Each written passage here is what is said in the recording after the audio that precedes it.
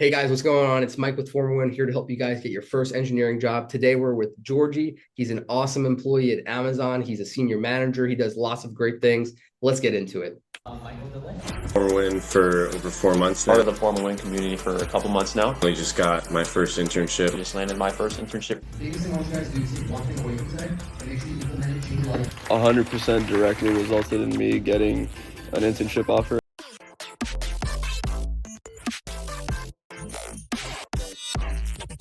Georgie, thank you so much for coming, man. So honored to have you. I mean, thank you for carving out time of your day because I'm sure Thanks you're for having busy. me. So yeah, man, thank you so much for coming. Why don't you Of course. give a little introduction about yourself? Absolutely. Georgie, first thing about me, probably a lot of people notice the accent. I'm from tiny Republic of Georgia, which is located in Eastern Europe. Came to US when I was around 17, just turning 18, just chasing a dream as every other international student, college degree. Started at Valencia as a community college, got my 2 years there, transferred to UCF. Had no idea what I wanted to do with my life. At first, started with political science, terrorism studies, international global relationship. It's everywhere, right? Shooting darts everywhere to see Yeah. what lands. Um, Graduated during one of the toughest times during COVID. Could not get a job. The market was very tough, especially when you're not even a citizen and looking for sponsorships, right? And plus, you're non-tech, and non-tech international students struggle even more than tech international students. So, because of that, I had no other option but to go back in school. Went back to school, got my master's, and this time not in political science. I was not messing around. I went back for my MBA. Got an MBA. Went back and I'm like, okay, this time I'm gonna be way overqualified. I'm gonna get a job easily. I was wrong. Once again, I was back in the same situation, applying, getting denied, applying, getting denied. It was just a cycle. If I had to sum up all the applications I submitted just after I graduated from a master's, it probably would be anywhere from 300 to 500. And I still remember, just to give you a small anecdote, like I was talking to one of these recruiters at Geico. That got me so excited. The person was like, "Oh yeah, we sponsor it. You look like a great candidate. Apply to all these positions. Send me that." I applied to 11 roles. Took me over 6 hours to apply, and I was so excited. Guess what? The Hmm. same night at 11 p.m. got denied on all of them. Reach out, the person never responded. It was a ghost town. I had no idea what was happening. So just to that kind of pictures what I'm going through at that time, mentally, psychologically, motivation wise, a lot going on. I was trying out jobs in higher education, anywhere that would hire me. Until until I saw a recruiter posting an open position for area managers at Amazon. And I'm like, you know what? Amazon is a big company. There's a big chance they sponsor, which they do. Amazon is actually number one H-1B sponsor in the entire United States. And I reached out to the recruiter. Recruiter said, yeah, we do sponsor. Here's a link, apply. That's when I submitted the Amazon application. And not even week and a half after my application, that was the very first interview. I'm not even talking about job offers. The first interview I had, and you can already imagine how excited I was for that interview. Oh Super yeah. excited. I knew I had to deliver my best, researched everything you can know about Amazon to make sure I was ready. Delivered my best on the interview, and that's how in October, I believe, of 2021, I started as an entry-level area manager, launching the first fulfillment center in a state of Mississippi. Started in Jackson, Mississippi, moving all the way from Florida to Mississippi. So, and yeah, I've been with Amazon for about 4.5 years now. A lot of things have happened. Very different Amazon, even though it's less than 5 years, but very different Amazon. Have gone through three promotions already, and finding myself in a senior role.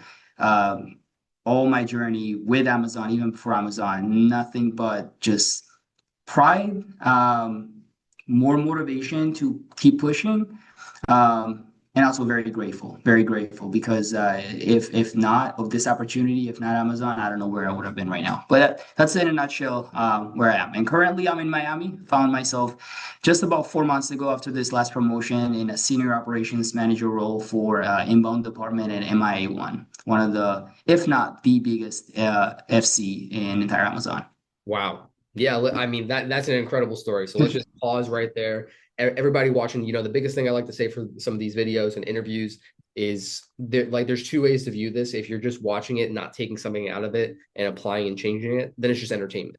So make sure you take at least one thing from the video, apply it to where you're at, learn, grow, and develop, right? So go back, rewatch that because that's an incredible story. We're about to dive into it, so get ready. But I mean, it's really cool to kind of see where you came from and now where you're at. And that's one of the biggest things that I see missing is the drive. And you're obviously a passionate person. You obviously work hard. And something I was talking with someone else about recently was if you go ask 100 people on the street, like, okay, do you have a growth versus fixed mindset? 99% of them are going to say they have a growth mindset, right? But who actually has a growth mindset? You're a person that actually has a growth mindset. You're going out, you're walking the walk and talking the talk, all of it. So I love to see that progress. And it's an honor to have you here on the channel because we like interviewing the elite and you're definitely one of the elite. So let's Thank you. start with maybe some of the beginning phases of your journey, right? So talk us through some of the application strategies. Like, so what was going through your head when you were first looking for internships or positions? Like, so just like walk us through that. Like, what did you start doing? Started applying, maybe mentors, maybe this career fair strategy, this, and that. So just walk through maybe a little bit of that there. Yeah, absolutely. I would divide my search into two separate phases. The first phase was unstructured, complete chaos, because that was driven by me not knowing what I want to do. By chaos, I mean application I would see on LinkedIn, on OfferUp, on even internal UCF website that they promoted specifically for UCF students. Mhm. Anything that I would like, oh, that sounds like fun. I was just applying. And it was just cold applications, right? There's no follow up with the recruiter. There's no researching who works there. There's no further research done, just applying. And that's because of my previous assumption that I am overqualified because I have a master's and I'm applying for bachelor level, entry level positions. But that did not work. So I had to up my game, as they say. So that's when I moved into the second phase, where instead of applying quantity, I was applying quality. So instead of applying to 100 roles each day, I was applying to specific roles that would lead to long-term gains, like in a position I would see myself growing.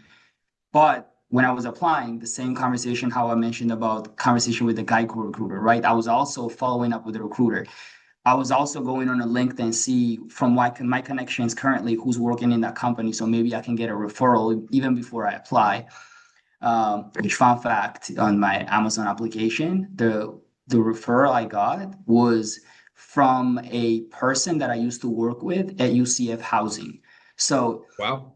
yeah, exactly. So my adjusted approach eventually did land me a job. So that was a big difference in the change of phases because if you're in a situation right now where I was in my phase one and you're just applying blindly on quantity of the positions and then you're disappointed in yourself for not getting, you might want to switch to the quality part and do extra legwork for a single position instead of no legwork for 100 positions. It's gonna lend you much higher chances for sure. Yeah, I love Yeah, it. Yeah, just hopefully overviews.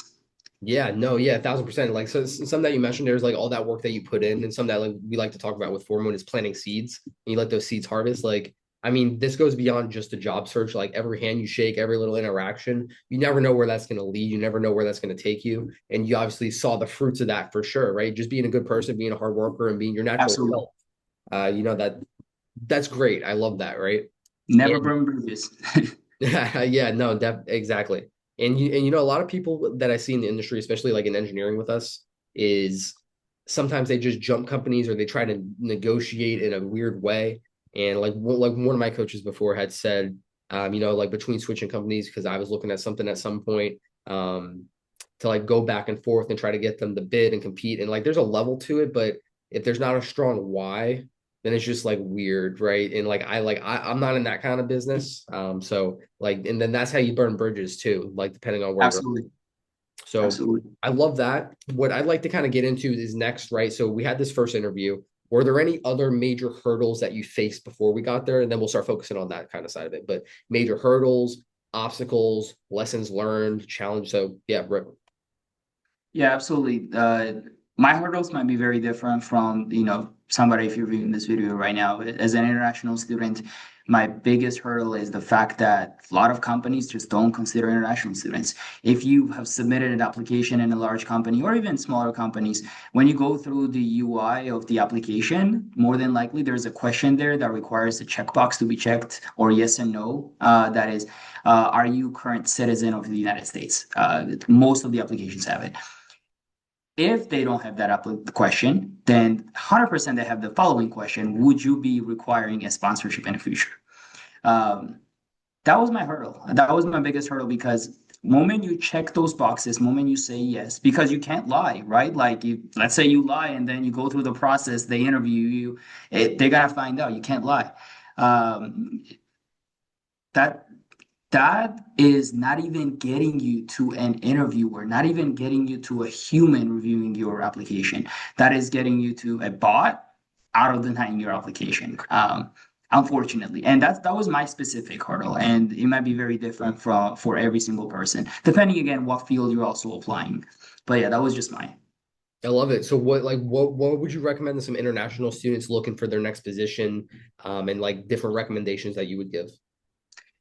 You have to research previously two things. One, specific what companies are sponsoring visas, and second, what companies are sponsoring visas for what position. And I get LinkedIn messages a lot of times from international students like asking me, hey, like I know Amazon is sponsoring visas. I want to become an area manager or I want to become X, Y, and Z. But what they don't know is companies such as Amazon, they sponsor visas for a specific position. Not every position is in-source. It has to be a hardship on a company of finding the right talent in-house. So that's why they're outsourcing it to international candidates. Which again, because of this, I don't know if you were there was a recent change that the USCIS did right around the end of last year. Now the sponsors the company sponsors have to pay $100,000 just for the application of the sponsorship, which is crazy, and it kind of eliminates the even the opportunity for smaller companies to sponsor international students, and only leaves like competition for larger companies like Amazon and Microsoft and Google to sponsor. So my biggest recommendation is one, target big companies because they have the money to fund you. Second, target the positions that are eligible for funding. And 99% of the time, those positions are engineering, computer science, something that is technical. Is it called STEM? It has to be a STEM degree. And what would you say international students can do to kind of shine past the competition, right? Like with that risk and them outsourcing talent, like what do you think is some things that maybe you've seen, you've heard, or that people or students can do to shine in that regard? Two things. If you have a connection inside the company that is able to vouch for you and that has further connections to get you in the company, that's a different thing. And that's why we talk about not burning bridges and building bridges instead. But the second way is internship. And this is the most common one. If you have had an internship with a major company in a past, that usually helps you. A lot of times in Amazon, we accept international students that have interned with us as area managers. Similar thing. I always see Microsoft having a lot of internships, Google having a lot of internships, Meta having a lot of internships, and like they're accepting those same people after internships into the full-time positions. And in the university you're in, more than likely there's opportunities as such. I would just explore that, especially if you're in a technical role. Awesome. Well, that's some great advice, guys, right? Remember, take that one thing, apply it. So that was a lot of heat. And if you're not an international student and you can't get something from that, rewatch it. You can get a lot from that. So big thing there. So let's transition talking a little bit about your career. Actually, before that though, I wanted to ask about mentors maybe you've had. Have you had a lot of mentors, in college leading up to you starting your first like full-time position? Yeah, absolutely. Again, it comes down to the definition of how each of us define a mentor, right? I define a mentor as somebody you look up to that you have a conversation about your own personal growth. And I would say I did have people like that supported my growth. A lot of people call mentors people who are there so you can take advantage of, but that's not truly what mentor is.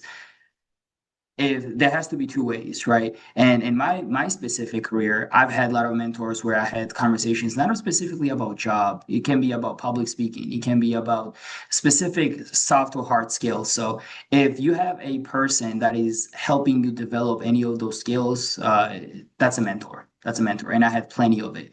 And if somebody's saying that I don't have a mentor, they have to revisit the people they worked with because everybody has a mentor that is helping them, and they're mentor to a lot of people as well. Oh yeah, I love that. And like that goes into leadership too, right? Leadership is not a position; it's a responsibility. So in that Mhm. mentoring position with everybody, yeah. So I love that. That's really cool. And I think that's kind of covering a lot of your college life. A lot of us getting from point A to point B. Is there anything else that might be missing between point A to point B here that's like important that you're thinking of? In college, my ideology was that if I am very involved in college and I take advantage of, there's student government over there, there's the President Leadership Council, there's all these awards. More I get, the more it will matter after college. And that is true to some extent. And I misjudged the extent, right? Depending on what kind of leadership career you're considering in the future, it might be relevant.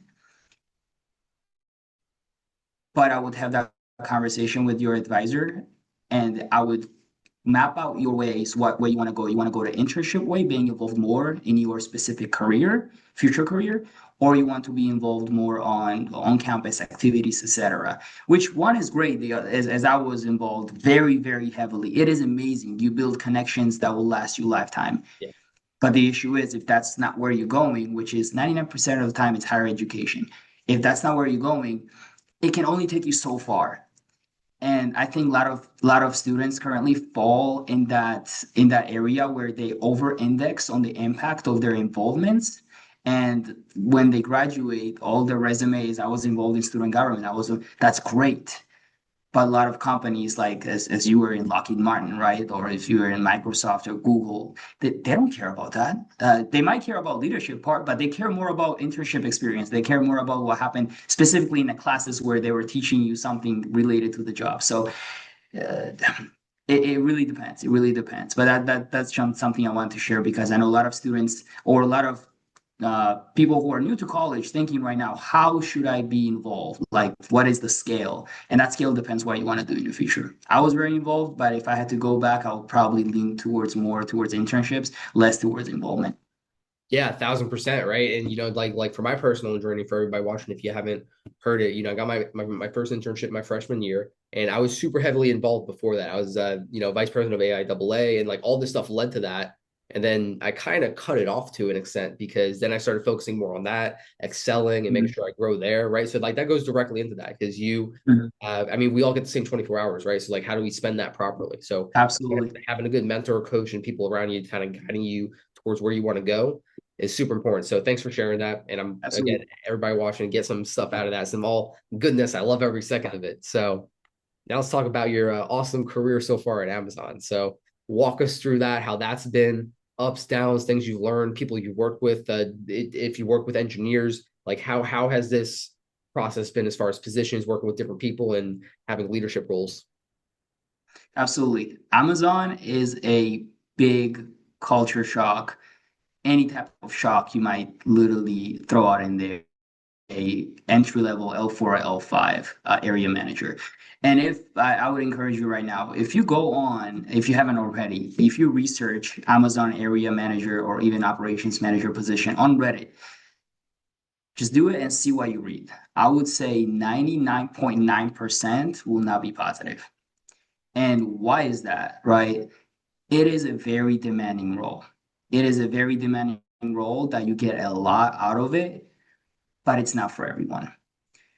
When I came as an entry level L4, my first question was, all right, I'm a manager. Where's the office? What do you mean the office? You are on the floor. You are on with associates. You are a leader of operation, but that operation starts with you. You are as much as involved as a very tier one associate on the floor. So it's a very big culture shock to a lot of people that graduated from college. That's not what they expect when they think of operations manager. They think of somebody walking with a chart and a laptop and like saying, okay, the efficiency has improved 14%. Yeah, that's part of it, but that's like 5% of your job for now. It's a big shock. That's where I started. Fun fact, me and my wife both graduated at the same time at UCF. We both started the same exact job as an area manager at Amazon, both same site in Mississippi. So both of us, it was a big shock.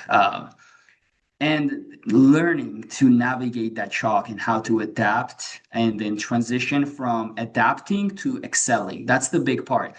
Because once you adapt, you don't want to just do the job and that's it. That's where most people fail because in Amazon, the way we have the ranking of the performance, once you reach a certain point, you're not only expected to do your job, you're expected to excel. And I think that's the part that most leaders struggle.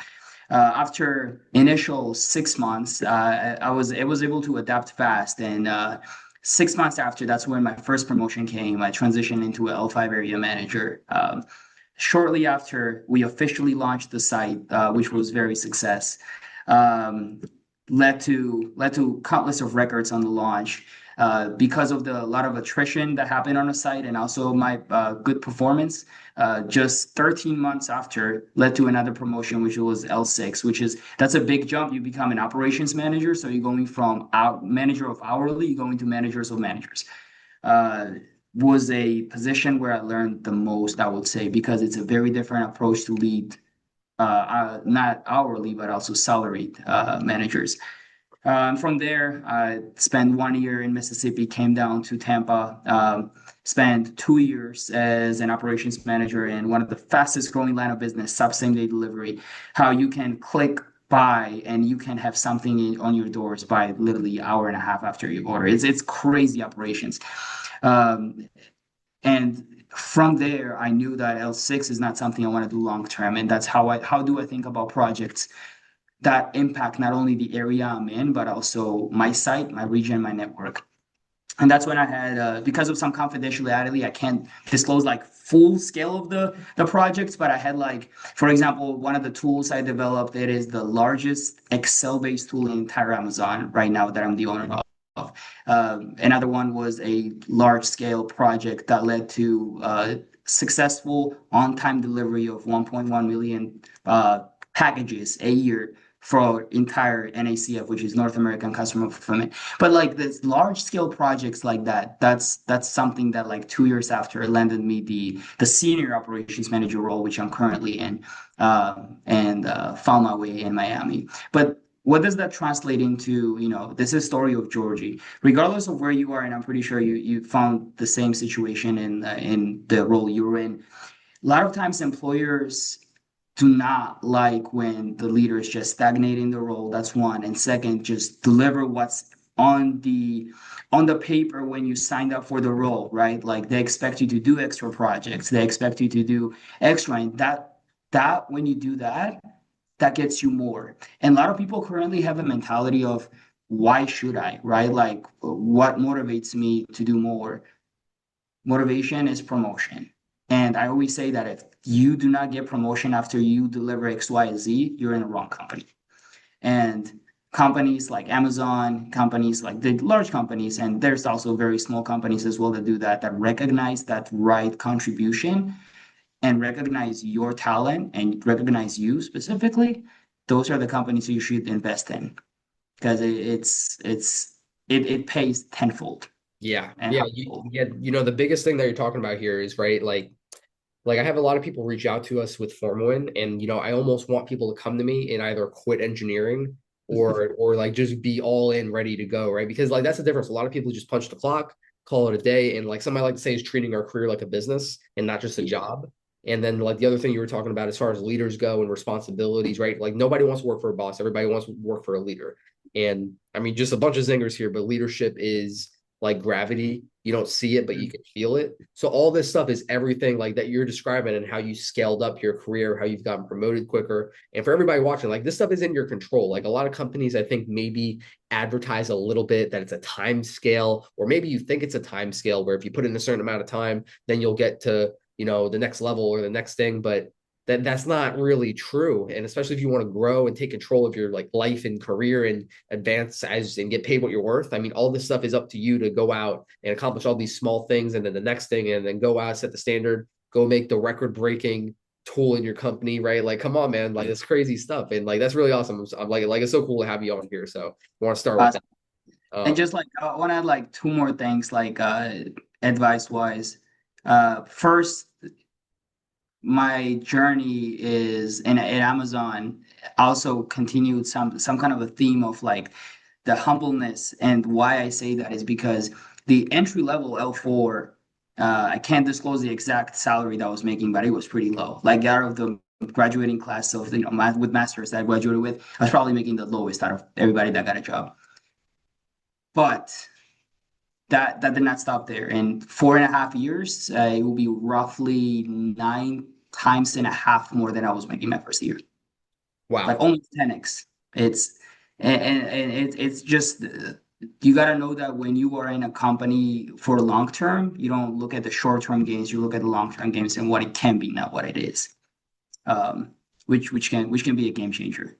Yeah, that's incredible. And sometimes a lot of people they like we don't focus on the money, and it's not about the money, but it's also about like, well, number one, we're trying to do the best that we can. If you are, I mean, it's a big thing, right? So if we're trying to do the best we can, we treat our career like a business. We just try to level up. We try to lead by example. We do all these things. You deserve to get paid what you're worth, and the value you add in the company gets put back to you tenfold, just like it just did with you. Yeah. So yeah. I mean, I love that. It's like all this stuff is so applicable in all areas, right? Especially think about it, like guys watching.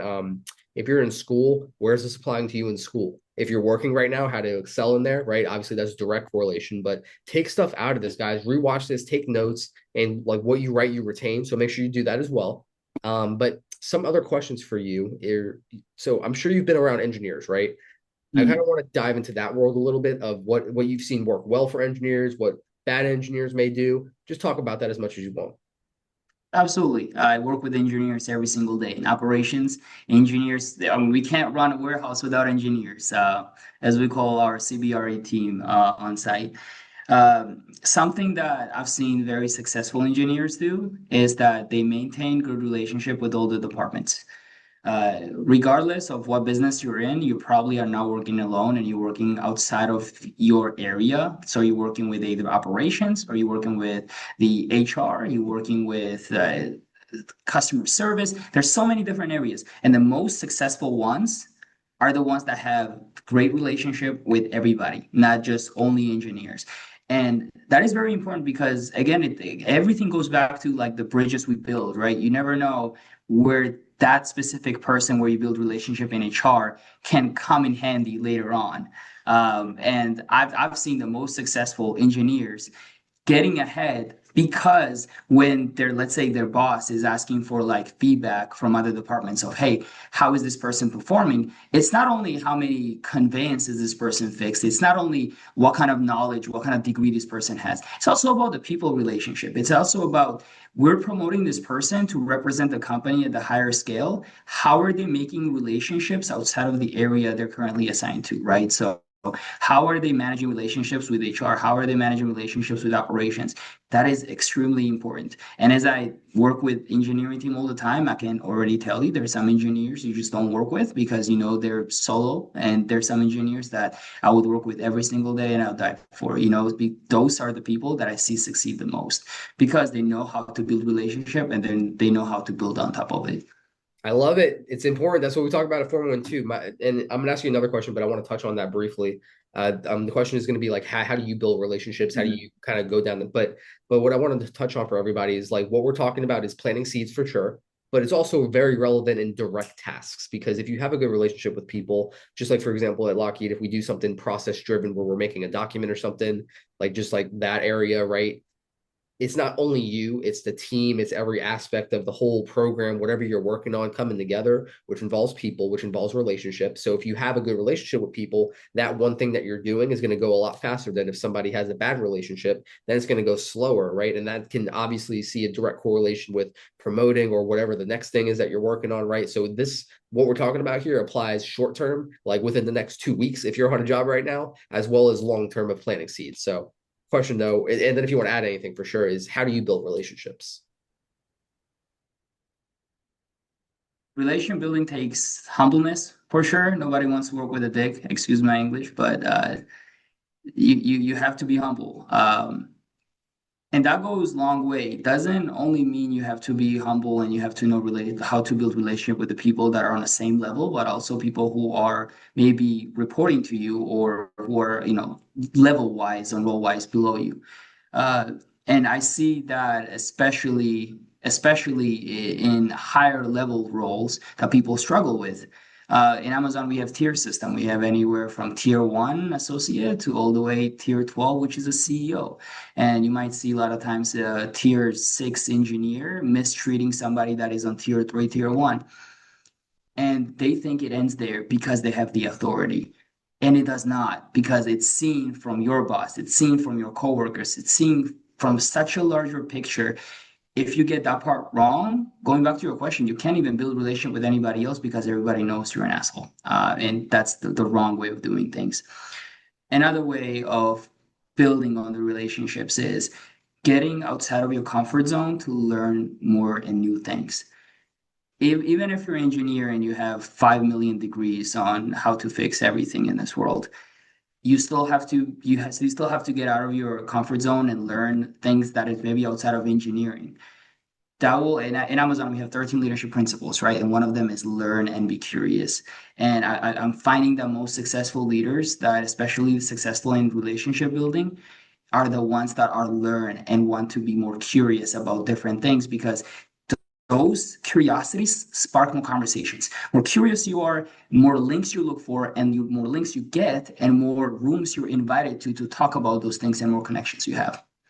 I love that answer. That's very juicy as far as, people can take some of that stuff and apply it immediately, but it's the truth. It's the truth at the end of the day. Networking, building relationships, and all this stuff is just such a critical part of our lives. And, something everybody's going to be talking about is AI, but that's not replacing this. That's not replacing people. And it may Absolutely. replace jobs, but it's not going to replace this. Like, this is always going to happen unless there's like a purge or something. But Mhm.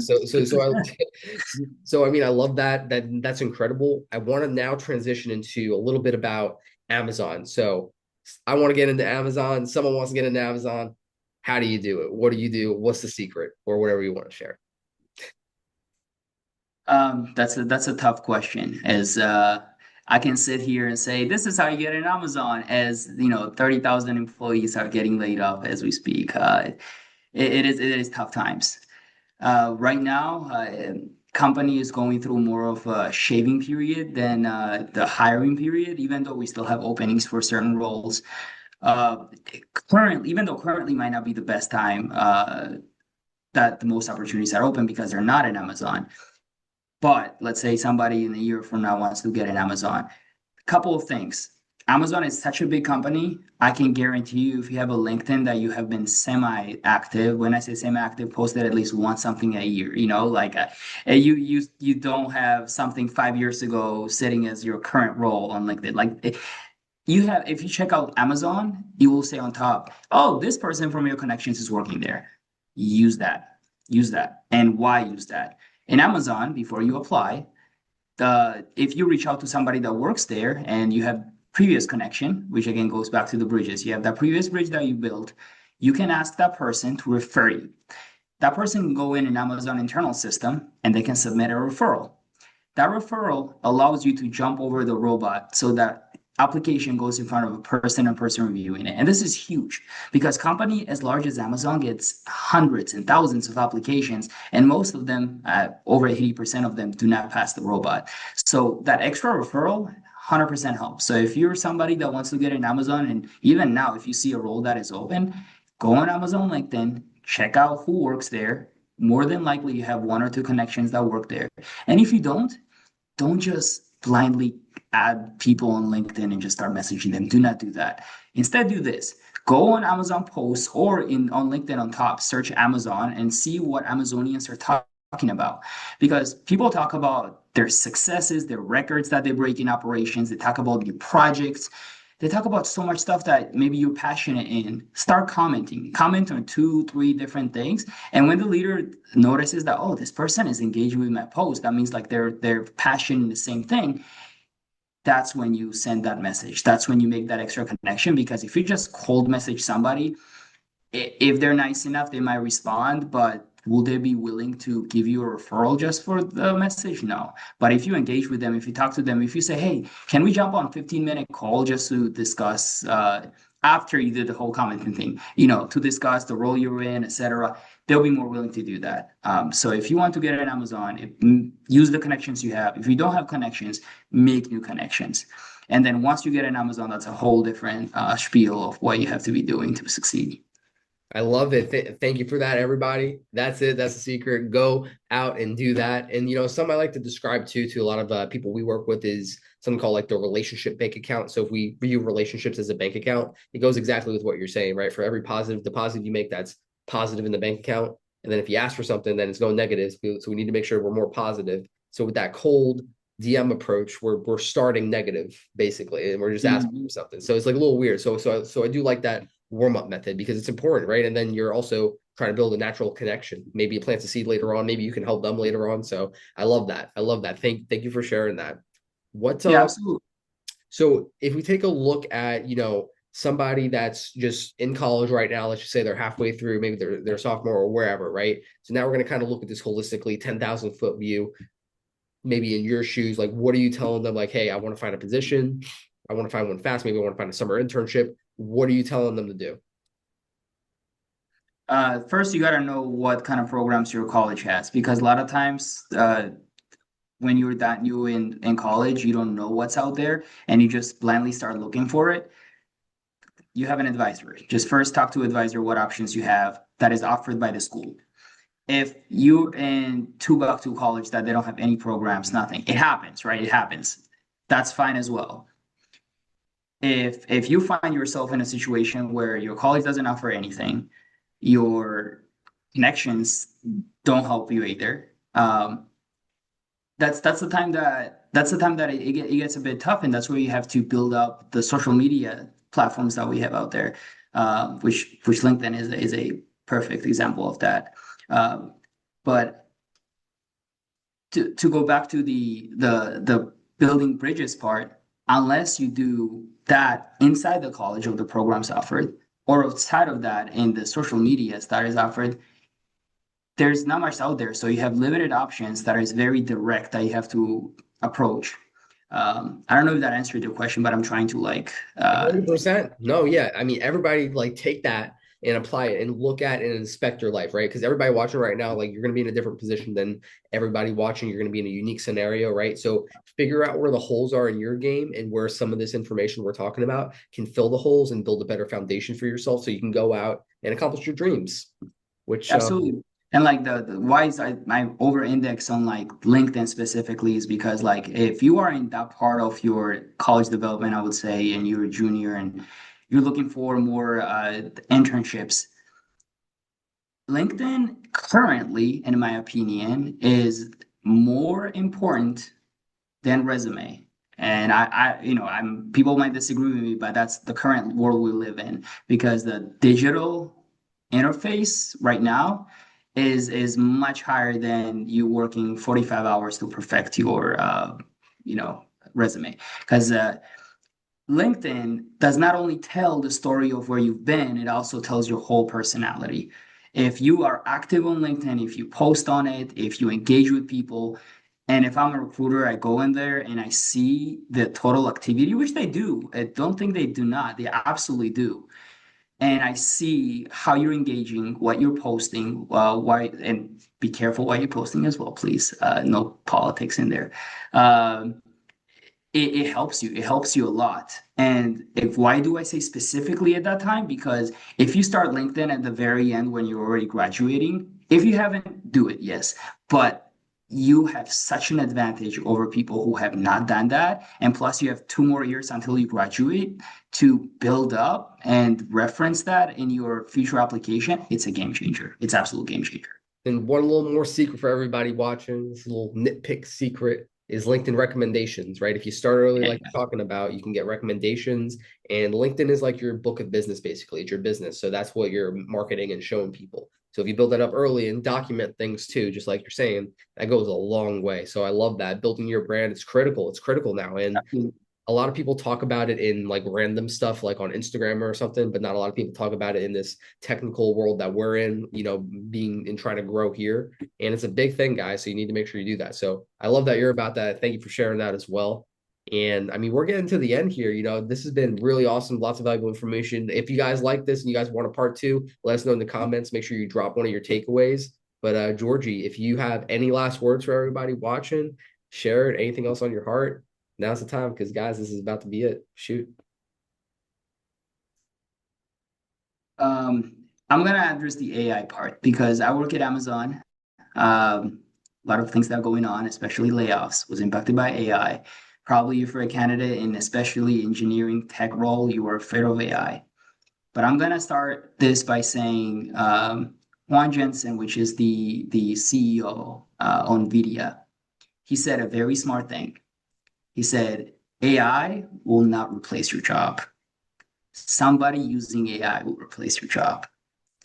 If you are in your year 1, year 2, year 3, year 4, if you graduated already and you have not interacted with AI, maybe you just talk to ChatGPT, whatever it is. There's so much courses available. And not only, I'm not saying you to spend money, like there's so many free courses available that you can take to add that AI certificate on your resume.